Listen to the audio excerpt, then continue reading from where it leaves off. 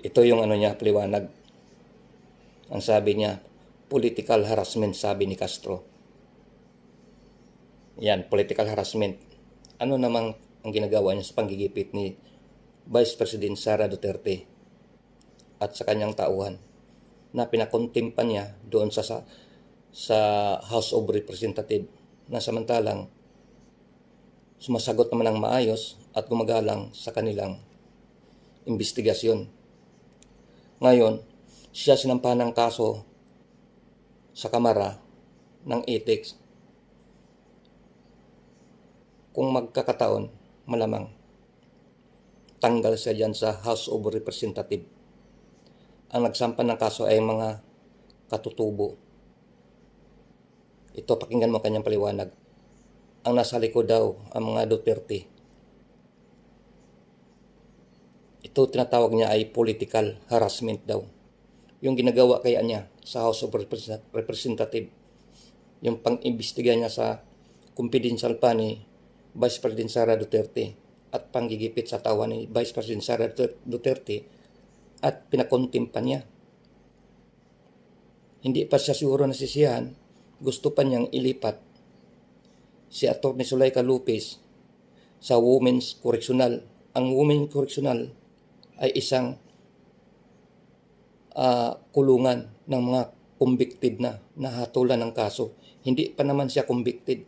Bakit niya ilipat doon sa Women's Correctional? Tapos ngayon, sinasampan siyang kaso ng ethics. Sabi niya, political harassment daw. Anong ginagawa niya sa tauhan ni Vice President Sara Duterte? Ano yun? Anong tawag doon? Ito, pakinggan mo kanyang paliwanag. Iyakin para to sa kaso pag sinasampahan ng kaso. Hindi ko pa nababasa yung complaint na sinubmit kahapon. So, nakita ko lang doon sa mga interview ninyo, no, doon sa mga complainants. Well, nakita naman natin sino yung kasama ng mga complainants na abogado pa ni Kibuloy. Kaya alam na kung sino yung may pakana nitong complaint na ito na tingin natin ay bahagi na naman ito ng political harassment. Ayun, political harassment daw. Yung ginagawa mo kaya, Castro, dyan sa House of Representatives, sa pag-imbestiga mo sa confidential pa ni Vice President Sara Duterte. Anong tawag doon? Sa tauhan ni Vice President Sara Duterte na isang abogada pa. At magalang naman sumagot sa inyo sa mga katanungan.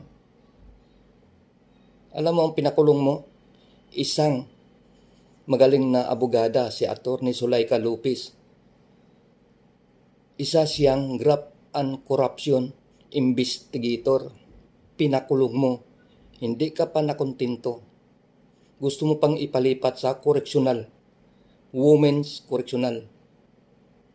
Bakit mo ipapalipat? Stress na ngayong tao na yon dahil sa nakaambang na paglilipat sa kanya sa correctional, samantalang hindi naman siya convicted. Ikaw ang convicted. Ito, tuloy natin. Political stunt na naman ng mga Duterte dahil tingin natin ay ito ay parang revenge, paghihigante doon sa ginawa natin pagbubunyag ng confidential funds at itong pag-endorse natin sa makabayan nitong impeachment complaint. So, yun.